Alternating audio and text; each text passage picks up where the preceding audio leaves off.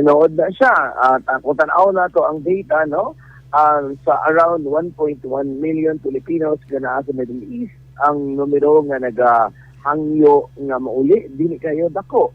Wala pa gani kaabot og 2,000 sa karon nga grabe nagka-imminent ang danger. Ang pinakadako ana gikan sa Abu Dhabi o sa Dubai nga kung tutuusin. Dili man unta kaayo anak ka delikado kumpara sa Israel ang naa sa Abu Dhabi o sa Dubai. At the same time, ang proteksyon nga ginahatag sa UAE government sa mga foreigners nga naa dito medyo maayo, di ba?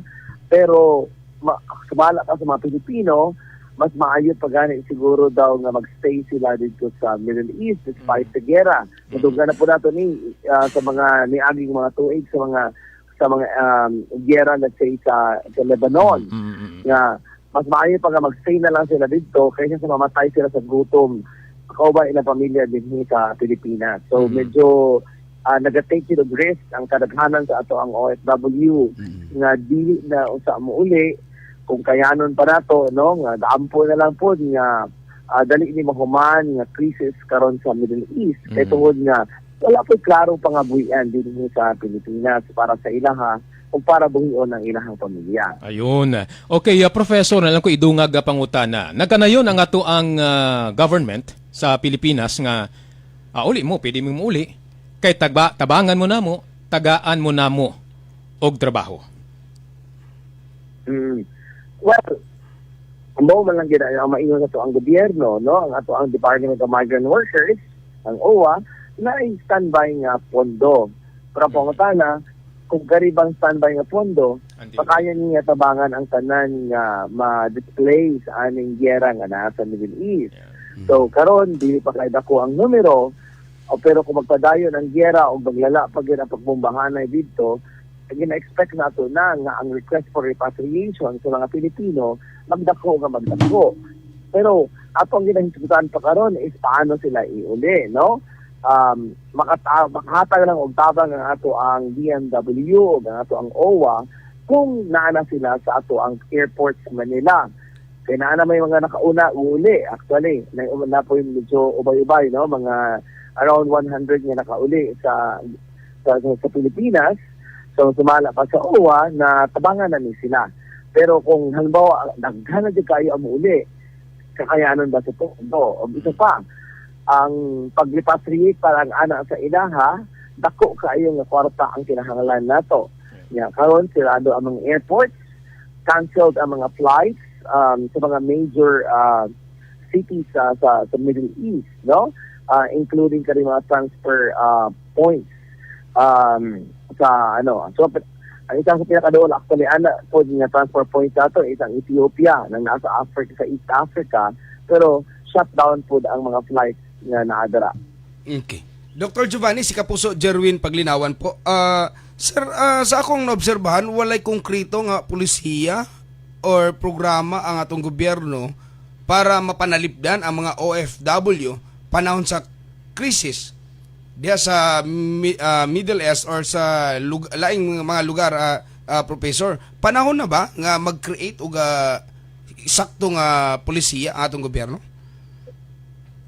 Well, kung polisiya lang man, makaingon ta man nga in place man po na sila. So it so happen lang good, no, nga ang crisis karon is medyo iba-iyahang nature. Kaya tungkol lagi nga wala karang ano ni siya ma-compare nato ng wala karang we're going towards World War III, no? Nga medyo na threat of thermonuclear war, no? Mo nang ginakahadlokan actually di klase ng giyera na kung moabot na sa punto nga mogamit ang mga nag-aaway nga nasod og nuklear. So iba na ni siya nga scale, no? Iba nga crisis ni. Tapos dili na siya yung isolated between two countries na lang or isolated nga mga regions sa pag-atake. Kay ang Iran simultaneous ang iyahang attack sa mga allied nga mga countries sa United States at sa Israel sa Gulf, no? So gina-atake niya ang mga nasod nga na mga American military assets. Tapos karon ni-appeal na ang Hezbollah. So naanay mga drone strikes nga nagalupad pa Israel So wala po ta kabalo kung ilang atakihon po ang other Middle Eastern countries na dili lang nga ang Iran kundi pati na ang iyang mga rebelde o mga terorista ng grupo na sumala pa sa Estados Unidos o sa Israel suportado sa regime ni namatay nga Ayatollah. Okay.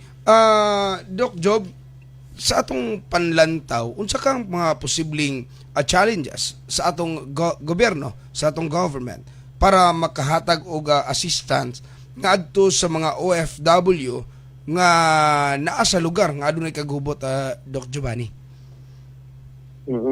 So pinakauna dyan ni klaro is that naka-shutdown ang mga airport. Yes. No? Kabalaban nga ang mga pinakadagko ng airport sa pinakadagko ng mga international terminal naa sa Middle East.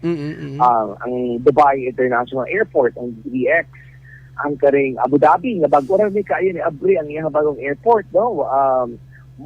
Sobra pa lang isa katuig. Ang Qatar, ang sa Doha. So, daagin sila ang pinakadagko. Pero, sirado niya, shut down ang mga airport at the same time, canceled ang mga flights na sa pinakadagko ng mga airlines na dara nagaagi. So, buto sa bot, wala dyan flying activities kaya nagahitabo. So, isa na sa pinakadako nila itong problema karon kung paano na ito i-repatriate ang atong mga OFWs o at the same time, even ang land travel, kung ato sila i-facilitate sa ito ang mga konsulada dito sa iba-ibang nasod, asa po dato sila dalon. Sa una, ang Egypt unta kay kaya niyang kahit paano mo kay military power po ng Egypt, sinapon sa power unta nga karang proteksyonan ang iyang airspace. Pero it's too dangerous karon nga ibiyahe ang ato mga OFW pa sa Egypt. At the same time, wala po guarantee nga na ay lupad gikan sa Egypt. So karon nakaantabay ra gyud ang ato ang gobyerno nga tagaan og proteksyon o assistance ang ato ang mga OFWs, samtang di pa sila pwede nga mo lupad. So karon ang nakaya lang din siguro is that na madala sila sa mga shelters, no, nga kung pwede nga layo sa mga American military assets nga mao ang target sa mga drone strikes sa Iran o sa Hezbollah. Yes. Para medyo dili ko kaayo ma-compromise ang ilahang safety. Even ang mga international organization nga gusto mo tabang sa mga OFW nga naipit sa kagubot, Doc Giovanni, nagliso na gani unsaon lang pamagi. Pero dirita, unsa kaya ang long-term solution aron nga maminusan ang risgo nga naipit nga mga OFW sa umaabot pa nga mga crisis, Doc Giovanni? Well, ang siguro ang pinaka-long-term nga solution karon is that dili na sa magulat atong gobyerno nga ma-repatriate ang ato ang mga isuunan dito sa OFW, no, sa Middle East. Kundi dapat karon pa lang isip na atong gobyerno kung paano tabangan ang ilang mga pamilya din sa Pilipinas. Kasi most likely kadaghanan ani sa ilaha wala na may mga trabaho dito. Kaya shutdown ng operation sa mga establishmento.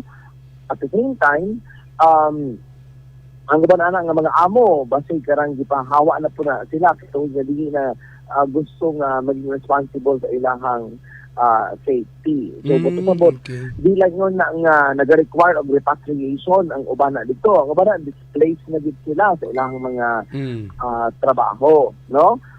Unta nga napa na sila yung mga ipon. Pero ang immediate nga impact din sa Pilipinas.